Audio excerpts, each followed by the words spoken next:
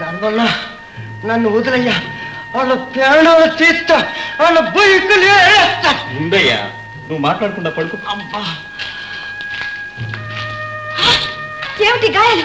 పడవేనా? ఏమైంది? ఏం జరిగింది బాబు? నా కత్తి యుద్ధం ఎందుకు నేర్పలేదయ్యా?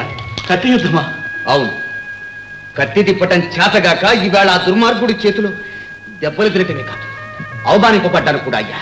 ఎవరా దుర్మార్గుడు? రణమల్లు సేనాపతి. రణమల్లుడా? నరరూప రాక్షసుడు. వాడి పగ పాము పగ.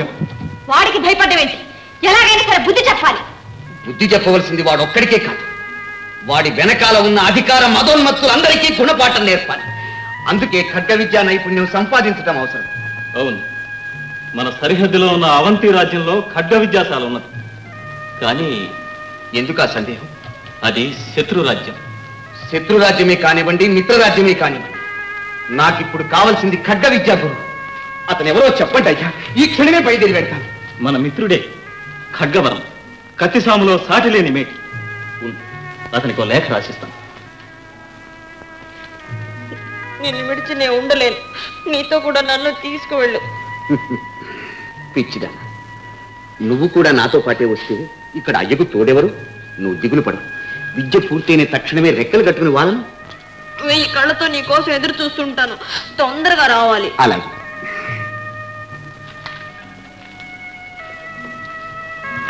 ఇదిగో నాయన, ఆశీర్వదించండి అయ్యా. నీ ఆశయం తప్పగా నెరవేరుతుంది బాబు. లేనాయన లే. ఎవరు? ఏం కావాలి?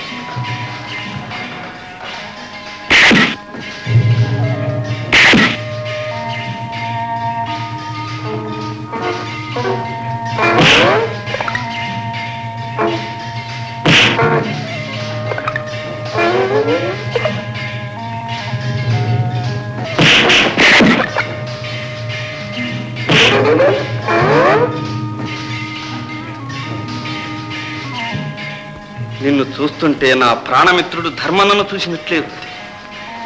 తప్పకుండా ఈ ఖడ్గ విద్యలో నిన్ను నాంతవాణ్ణి చేస్తా. ధన్యుణ్ణి ఆచార్య. పద.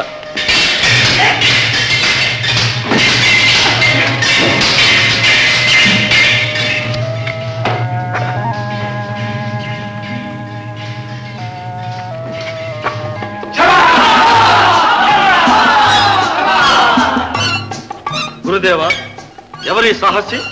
మన మిత్రకోటిలోని వాడి విద్యార్థి అయ్యి వచ్చాడు. వీరు అవంతి యువరాజు ఉగ్రసింహుడు. యువరాజులకు నమస్కారం. నమస్కారం. నీ పేరు? వనవీరుడంటారు. తగిన పేరు. నీ వంటి వీరుల అవసరం మాకెంతైనా ఉంది. బాగా నేర్చుకో. సర్వదా కృతజ్ఞుడు. వస్తాం.